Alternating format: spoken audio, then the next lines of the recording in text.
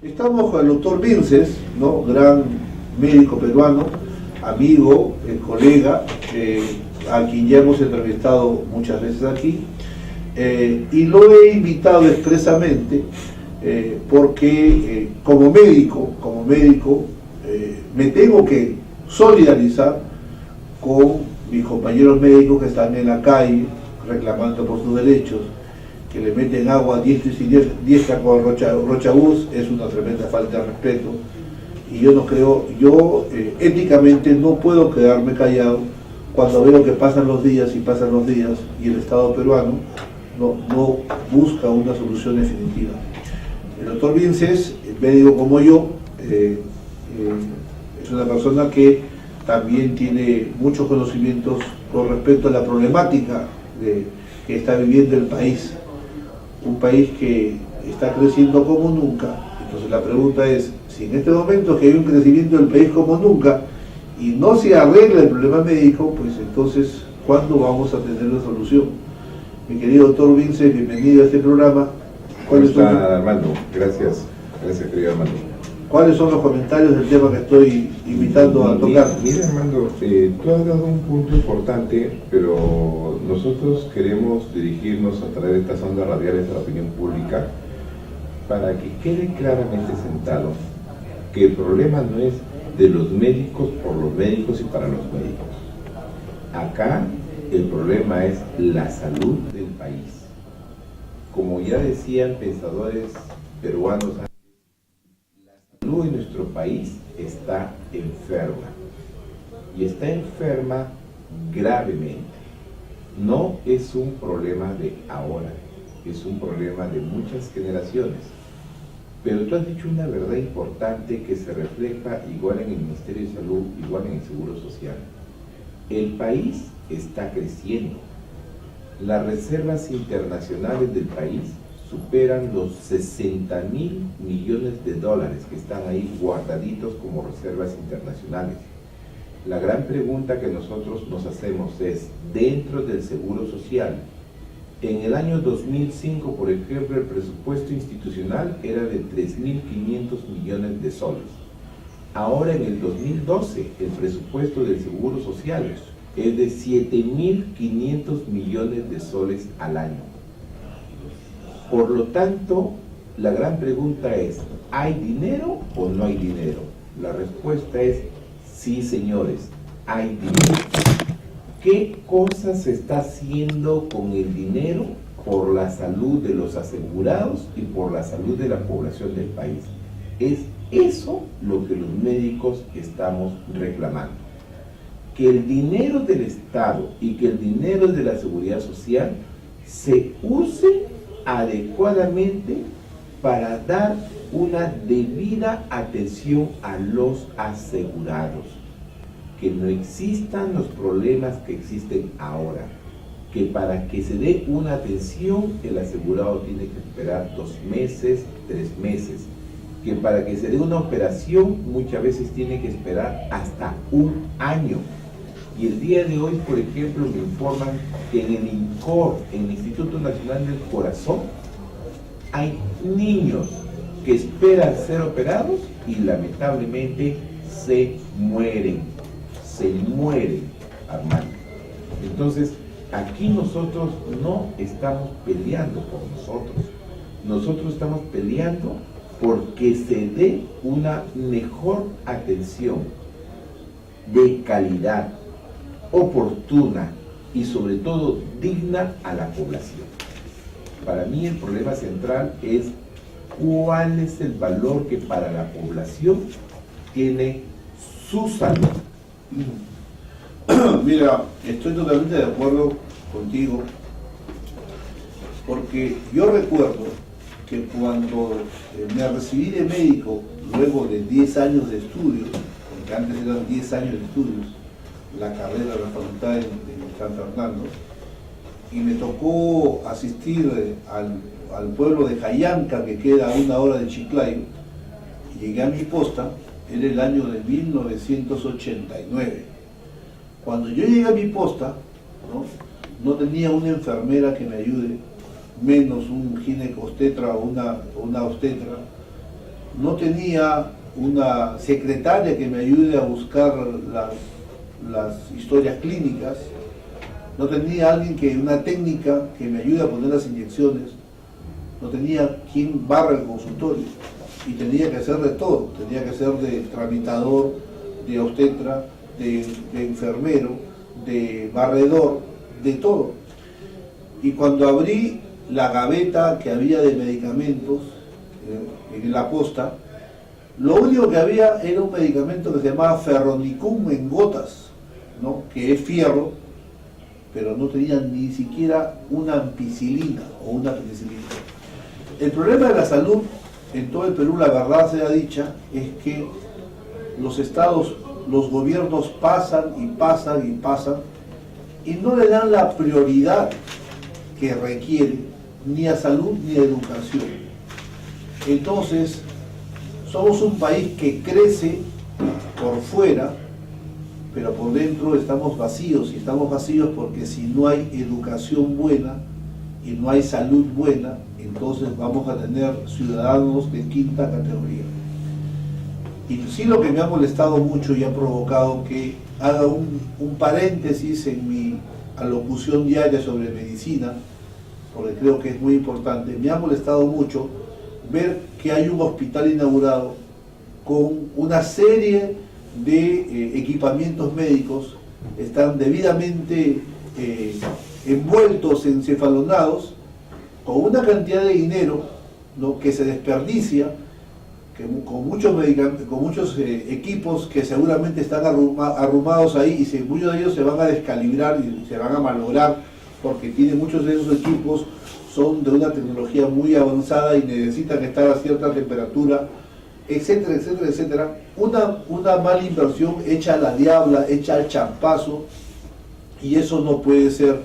No estoy criticando a este gobierno, estoy criticando a todititos. Como médico, desde que yo tengo uso razón, cuando salí a trabajar en el primer gobierno de Alan García, siempre ha sido un desastre. Y en ese sentido yo sí creo que la población debe saber que se debe provocar un cambio importante, porque todos los días, cada minuto, muere un niño en el país. Cada minuto hay un peruanito menos. La pregunta es, ¿qué pasa si ese niño que se muere fuese tu hijo o tu hija? Y eso no puede seguir existiendo. Debe haber una planificación, y también hay una tendencia, muchas veces por intereses creados, de querer tener el equipo médico más sofisticado y más nuevo que hay en el mundo. Si el Perú no está en condiciones, ¿no?, en lugar de invertir pues $1 millón en un equipo que puede ser muy sofisticado y que me va a permitir salvar la vida de 10 personas, pues yo prefiero comprar de repente esa plata en vacunas que me van a salvar a 300 personas. Por una cuestión de lógica, muchas veces no necesitamos como país tener el último adelanto tecnológico, sino tenemos que pensar en función de las necesidades reales del país.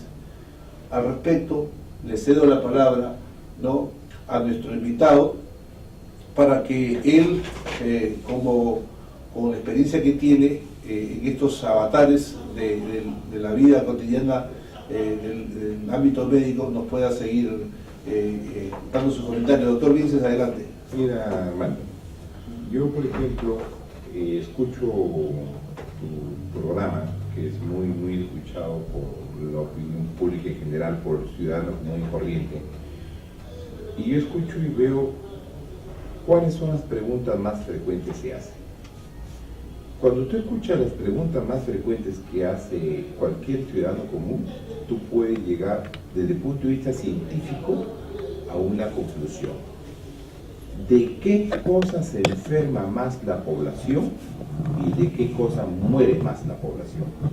Y en nuestro país, aun cuando haya crecimiento, seguimos como un país subdesarrollado. La población se enferma más de las enfermedades infectocontagiosas. Hay más fiebres, hay más diarreas, hay más resfríos. ¿Por qué no preguntas en este momento en qué país del mundo hay tanta mortalidad por esta gripe AH1N1, si no es en el Perú, que ya hay más de 34 muertos. Eso nos lleva a que la población debe hacerse una pregunta: ¿y qué cosa está haciendo el gobierno? Porque yo te digo, porque soy médico de cuidados intensivos, y nosotros vemos a estos pacientes con esa enfermedad de AH1N1 en su peor estado crítico. Pero por uno que se muere, hay 100 que se enferman. Y por lo tanto, ¿qué se hace por esos 100 que se enferman? Con esto, ¿qué cosa estoy queriendo decir? De que lo más sencillo y lo más barato para cualquier país del mundo es atacar las enfermedades cuando éstas recién se están iniciando. Vale decir, educar en salud, prevenir en salud. Y eso es lo que menos se hace en este país. ¿Cuánto cuesta educar en salud y cuánto cuesta prevenir en salud? Tú lo acabas de decir. Si con 1 millón de soles voy a solucionar el problema de salud de 10 enfermos en estado grave, con ese 1 millón de soles yo puedo solucionar el problema de salud de 10.000 ciudadanos. 10.000 ciudadanos. Con lo cual nos está diciendo de lo que a este país le falta es invertir su escala de valores. Muchas veces yo hago una pregunta muy común y se haría esa pregunta ahora, por ejemplo, a la población. Y yo les decía en un auditorio, por ejemplo, que levanten la mano cuántos tienen un celular. De 10 personas, 7 tenían celular. De esas 10 personas que levanten la mano, ¿cuántos tienen seguro social? De esas 10 personas, 2 personas tenían seguro social. Esa es su escala de valores, lamentablemente. Más importante es estar llamando por el celular y gastar por el celular que cuidar su salud, que resultaría mucho más barato. Entonces, lo que tú haces a través de este programa radial televisivo es algo fundamental que tendría que hacerlo el gobierno. Tú haces educación en salud. Tú haces prevención en salud. Y la educación y prevención en salud es lo más barato.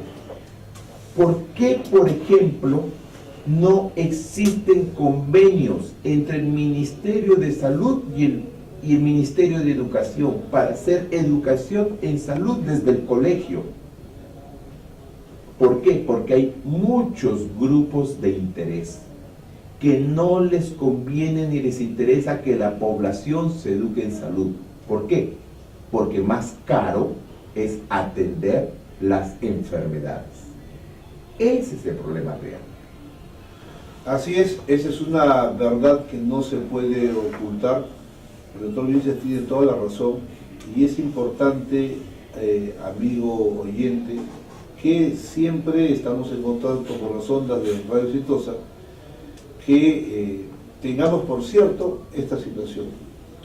Definitivamente, una de las cosas que yo siempre he mencionado es que si algún día tuviese la oportunidad de hablarle al oído o al corazón de algún gobernante del país, le diría: mire, presidente, en su lugar lo que yo haría es que en toda la currícula de educación exista una formación que sea práctica para el niño. Por ejemplo, ninguna niña, en mi concepto, ninguna niña que tenga 13 años de edad, o sea, es una niña que ya está menstruando, porque ahora las niñas están menstruando de los 10 años, y por lo tanto la naturaleza, más que el ser humano, está diciendo cuando una niña ya es mujercita y cuando no lo es. Una niña de 13 años, que ya está formadita, que está espigadita, que tiene sus botones de mama ya creciendo, la disposición de grasa la hace curvilínea y atractiva para el sexo opuesto, esa niña, en mi concepto, no debería pasar de año A mí no me interesa que me diga cuál es el seno tangente con tangente, el círculo, el área del círculo, si es que antes esa niña no sabe, por ejemplo, pero de paporreta, cómo funciona su ovario, para así, si es una niña que esté en la sierra, en la selva, que no tiene a sus padres que lo asesoren, sepa cuidar y no traiga a un niño que no ha sido programado, que después va a ser un niño desnutrido, abandonado, bajoneado moralmente. Entonces, por ejemplo, eso debe ser un punto de cierre, pero definitivo en la educación peruana, porque así es nuestra población.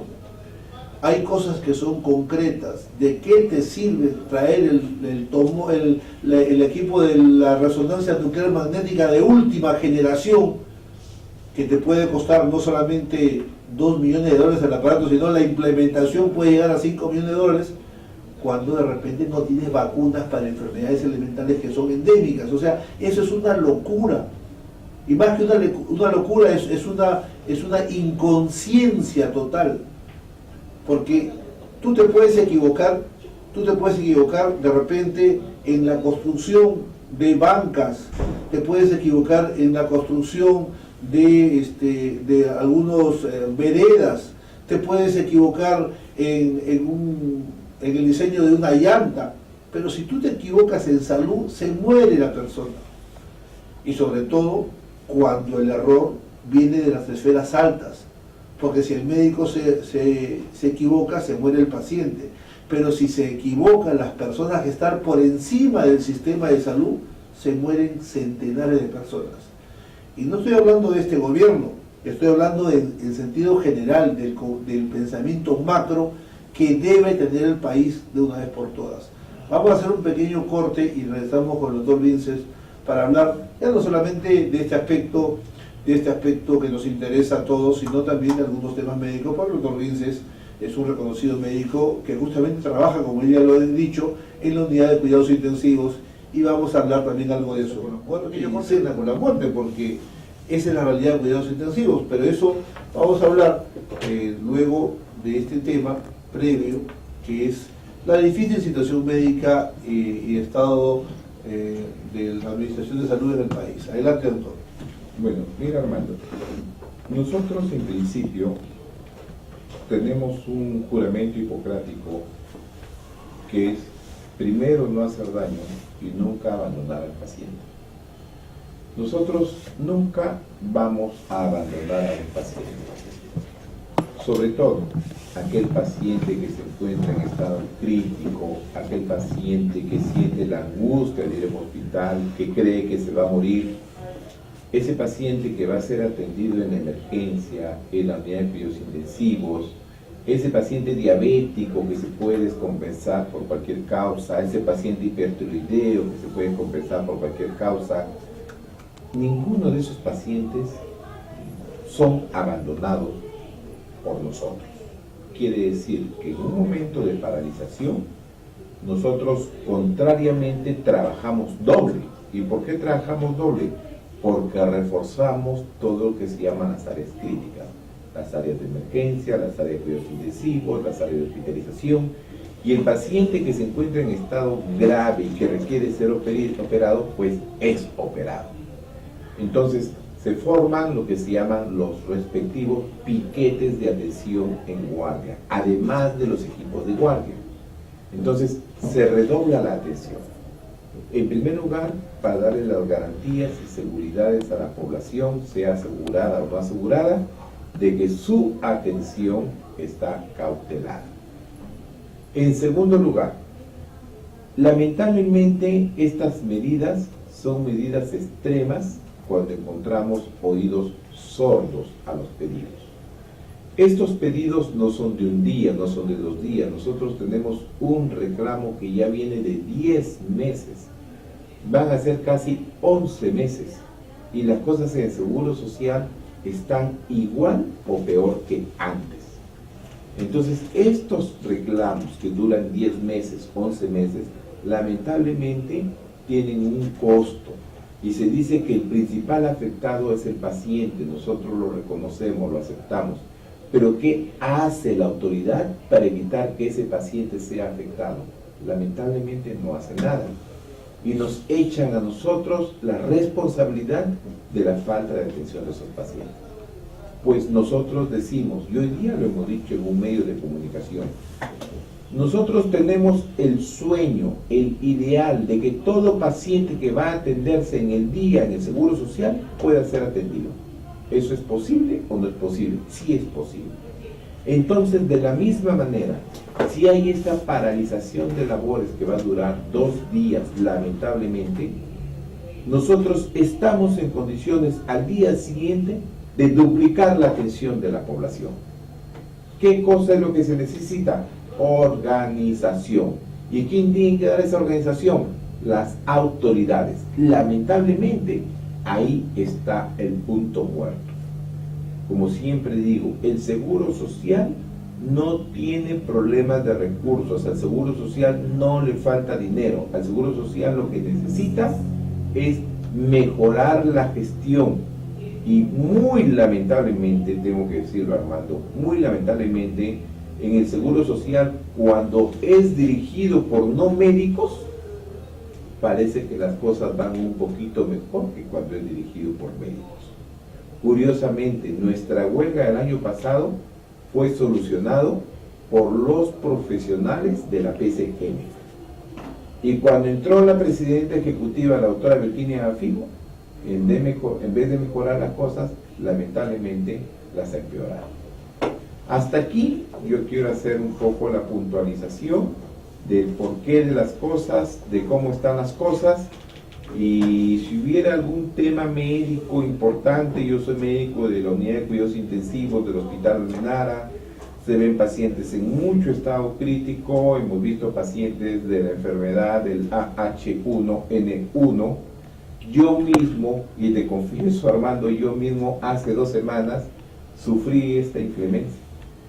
Yo estuve infectado no por el AH1N1, sino fui infectado por el virus de la influenza B, que es uno de los virus que también está prevaleciendo en este medio. Son 3 tipos de virus: el AH1N1, el AH3N2 y el virus de la influenza B, que es el que tengo yo ahorita, y aún así estoy haciendo el programa con fiebre, pero aquí estoy al pie del cañón, estoy con una gripe de padre, señor mío, y si la gripe lo agarra el doctor médico de guardia, el doctor Macé, imagínate lo que será el pobre poblador de Huánuco, de Quispicanchis.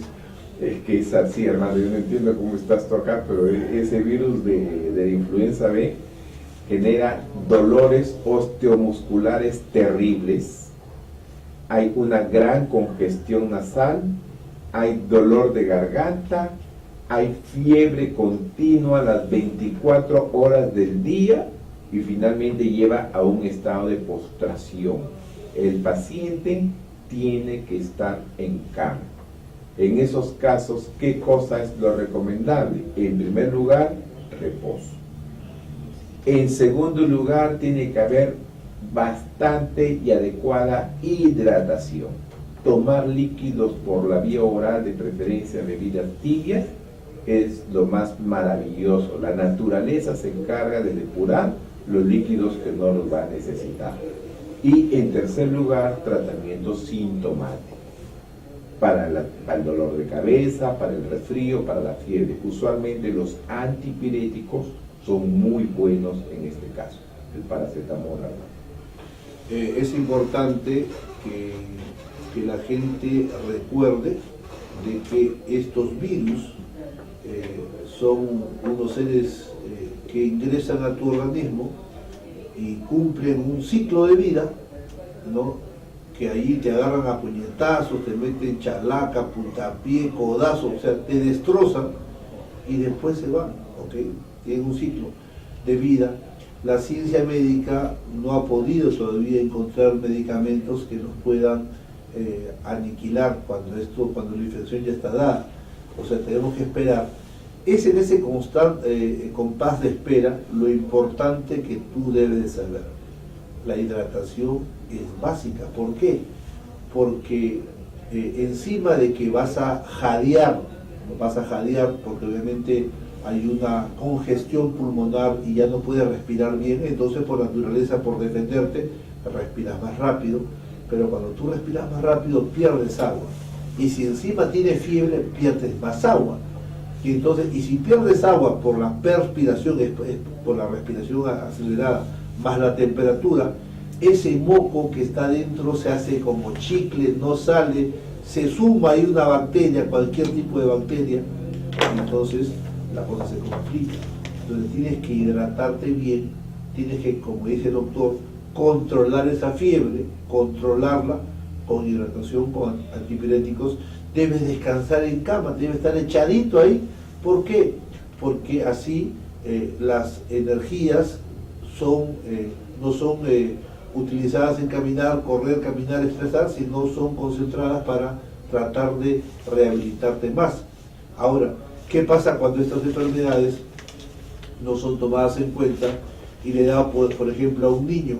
Obviamente el niño que es pura agua, un niño de 3 años tiene pues el 80% de agua, y si se deshidrata se muere el niño. Un viejito no hace fiebre y aparentemente no te da el alarma del caso, y cuando te das cuenta ya se nos fue nuestro abuelito. O pacientes que están parapléjicos, hemipléjicos, hay una mayor congestión, pacientes que están desnutridos, tienen menor capacidad de responder. Allí está la población, y lamentablemente, según el INEI, el Perú tiene el 30% de pobres, no solamente de pobres de bolsillo, sino pobres de capacidad de respuesta ante una enfermedad, pobres en conocimiento, ¿no?, de reacción, pobres en atención médica, ¿no? No quiero hablar del índice de Gini porque los voy a marear, pero son estándares mundiales de cómo poder saber los indicadores de desarrollo humano, pero en este caso estamos llevando el tema a la experiencia del día a día. El doctor Vinces no trabaja en la unidad de cuidados intensivos de un principal hospital peruano, y no exagero cuando digo, él desayuna todos los días con la muerte, almuerza con la muerte y cena con la muerte. Y entonces es la parte más cruda del médico, ¿no? Porque por lo menos en un pabellón de internados, ¿no?, por lo menos pues empatas el partido y a veces ganas, pero en una unidad de cuidados intensivos muchas veces recibimos por goleada partidos entre la vida y la muerte, y esa es la insatisfacción médica que sienten muchos peruanos.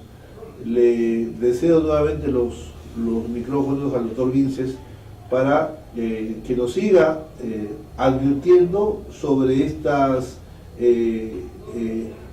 enfermedades que nos han venido a sorprender en cadena, y así que es bueno que la población esté bien informada. Adelante, doctor. Sí, justamente. Entonces, cuando hay un manejo oportuno y a tiempo, como tú lo dices, estas enfermedades que son procesos virales, que no requieren tratamiento antibiótico, tienden a autolimitarse solos. Y en un proceso de 4, 5, máximo 6 días, ya prácticamente el ser humano, el individuo, su cuerpo, vuelve a las condiciones normales de antes y puede desarrollar sus actividades habituales normales. Pero sucede de que hay diversas condiciones, diversos factores de riesgo, como es, por ejemplo, la hipertensión arterial, la diabetes, la obesidad, las pacientes gestantes, el estado de desnutrición, etc. Muchos factores de riesgo que hacen que estas enfermedades, que son sencillas, tiendan a complicarse y a evolucionar tórpida y desfavorablemente. Cuando comienza a aparecer, por ejemplo, la tos con expectoración, entonces ya es recomendable iniciar antibióticos. Usualmente, los mismos médicos recomendamos que se inicie, por ejemplo, con un macrólido como la claritromicina, por ejemplo. Se usa la claritromicina dependiendo si es niño, dependiendo si es adulto. Si es niño son 250 miligramos cada 12 horas, si es adulto 500 miligramos cada 12 horas, tratamiento hasta por 5 días y el cuadro se resuelve. No olvidando tratamientos sintomáticos asociados para la fiebre, para el malestar y la hidratación, que es fundamental. Pero estos mismos pacientes que he mencionado que se encuentran en estado de inmunodepresión. Inmunodepresión es muy importante, quiere decir cuando las defensas del organismo bajan. Cuando estos pacientes entran en estados de inmunodepresión, muchas veces esos problemas de dificultad respiratoria llegan a ser tan severos hasta que el paciente se pone en el extremo de la insuficiencia respiratoria. El paciente ya no puede respirar por sí mismo y necesita ayuda, que puede ser con ventilación asistida, una máquina o un ventilador, o puede ser oxígeno suplementario, en fin. Pero estos pacientes necesaria y obligatoriamente ya requieren entrar a tratamiento hospitalario. Estos pacientes, algunos de ellos, lamentablemente van hasta la unidad de cuidados intensivos y aún con todo el aparataje costosísimo que tenemos para atender a estos pacientes, lamentablemente algunos de estos pacientes en este problema actual, que considero que los epidemiólogos tienen que manifestarse si es que esto ya es o no es una epidemia, pero en este estado actual, algunos pacientes en la seguridad social han muerto. ¿Por qué? Porque el tratamiento no fue oportuno y porque las complicaciones fueron muy severas. ¿Cuál es el mensaje a la opinión pública? ¿Cuál es el mensaje al radioescucha? Que entienda que la salud es importante y que apenas exista un achis, un estornudo, tiene que parar bien sus oídos y saber qué cosa hacer en ese momento. Eso es la educación. Ok, queridos amigos, entonces el doctor Vince es un médico experimentado que trabaja en una unidad de cuidados intensivos de un muy conocido hospital. Nos está diciendo de que en estos momentos existen 3 infecciones virales que nos han sorprendido y que dentro de estas presentaciones ya hay más muertos de los que deberían haber. Y entonces no se trata pues de que exista un riesgo, existen 3 riesgos que estamos hoy día expuestos, así que si tú que me estás escuchando tienes un síntoma de resfrío, ¿quién no conoce pues un síntoma de resfrío cuando tiene más de 10 años? Obviamente, ya conocemos esta enfermedad, pero no hay que tomarlo a la ligera, sobre todo si tú que me estás escuchando estás embarazada, si tú que me estás escuchando eres diabético, si tú que me estás escuchando eres un paciente hipertenso, si eres un gordito simpaticón, pero gordito al fin, y sobre todo si eres un paciente con una enfermedad crónica que te tiene pues apostado en una cama. Obviamente son pacientes de alto riesgo. El reposo no debe ser llevado para después. La hidratación es muy importante, porque mientras que tú tomes baldes de agua, y no estoy exagerando, el moco siempre va a ser bastante fácil de diluir. Y entonces con el agua que tú tomes, ese moco, lejos de resecarse y hacerse como un engrudo que se pega, acuérdate cuando hacías tu engrudo para hacer tus trabajos manuales, esa goma que se hace de la harina, ese engrudo, así como no lo puedes de sacar de la taza cuando ya está hecho, también no lo puedes expectorar de tu bronquio. Entonces, cuando no hay hidratación, el moco que naturalmente hay en el bronquio, en la tráquea, en los bronquiolos, se reseca y eso no sale. Pero como el moco tiene una estructura proteica, ese moco le sirve a muchas bacterias para multiplicarse. Y ahí se comienza a complicar todo. Si no te hidratas, si es que no tratas esa elevación de la temperatura, te vas a seguir deshidratando más y más. Cuando quieras reaccionar, ya va a ser muy tarde. ¿Por qué? Porque si tienes un paciente, por ejemplo, hipertenso, y con la justa la sangre llega a tu corazón para que ese corazón viva, imagínate pues que te sube la fiebre, que te deshidratas, el corazón en su afán de defenderte va a querer contraerse más rápido y te va a dar un infarto, ¿no? Si eres un paciente diabético, acuérdate que ya eres un paciente de por sí, que tienes una menor calidad de respuesta porque los vasos no llegan a todo el cuerpo y hay muchas áreas que como no llega la sangre, entonces ahí la bacteria es el rey y ahí se multiplica, ¿no? Y después invade todo el cuerpo y el resultado es fatal, ¿no? Si eres una paciente también embarazada, también tienes que tener cuidado. Entonces, mucha atención con estas tres ataques virales que no solamente es la H1N1, y es importante, es muy importante, incluso que hasta que escojan los antibióticos. El doctor, los macrólidos son una familia de medicamentos, ¿no? Como la famosa eritromicina, que seguramente tú te la recuerdas como la pantomicina, como el ilosone. Todas las que terminan en eritromicina, talitromicina, son medicamentos baratos que tienes que usarlos.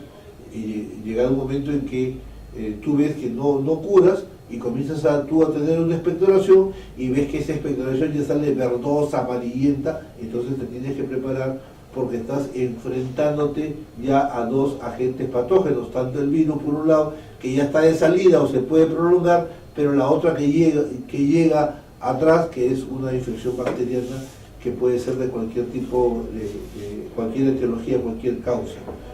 Entonces, vamos a pedir al doctor Vinces que ya para terminar el programa nos haga una síntesis de advertencia de qué microorganismos están pululando y atacándonos, y una vez más para que se nos quede grabado qué debe hacer el peruano para evitar terminar sus días por un descuido fatal. Bueno, como una última advertencia en todo caso, hay que, a manera de educación a la población, es simplemente educarla y entienda de que no todo resfrío es una gripe. Una cosa es un resfrío, otra cosa es una gripe. Los síntomas pueden ser muy parecidos, pero generalmente cuando hablamos de una gripe los síntomas son mucho más fuertes, mucho más severos. Hay mayor dolorabilidad del cuerpo, hay mayor estado de postración, hay mayor fiebre, hay mayor compromiso y malestar general. Esos generalmente son las gripes. Lo que hay más frecuente en el medio son los resfríos. Por lo tanto, tampoco la idea es generar falsas alarmas, ¿no?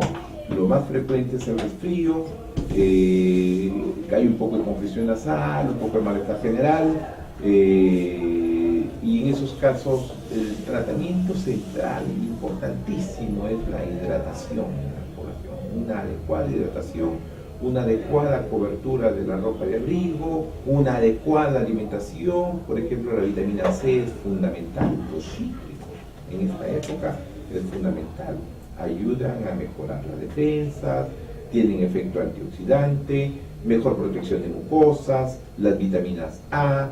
Esos son elementos fundamentales preventivos para que la población atienda a protegerse. Que tiene cualquier cantidad de vitamina C, su toronja, su lima, su limón, su naranja, su mandarina, su tángelo, pero coman vitamina C, ¿ok? Mucha agua, porque ya saben que el secreto del agua es el mejor expectorante que hay en la tierra, ¿no? Hay otros que son productos farmacéuticos, pero como el agua no hay, porque es bueno, bonito y barato.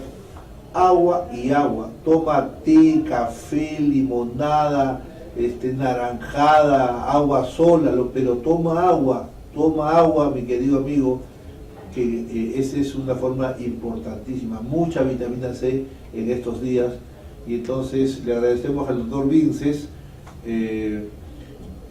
por su presencia aquí, y ya otro día también vamos a invitarlo para charlar también un poco de cuál es la misión que debe tener el Colegio Médico en el Perú y en cada ciudad, porque creo que si el Colegio Médico, que es el punto neurálgico de confluencia de los profesionales que tienen una visión totalmente cierta de la situación de salud peruana, entonces me voy a persignar, porque entonces, como diría el Chapulín, y ahora, ¿quién podrá defenderme?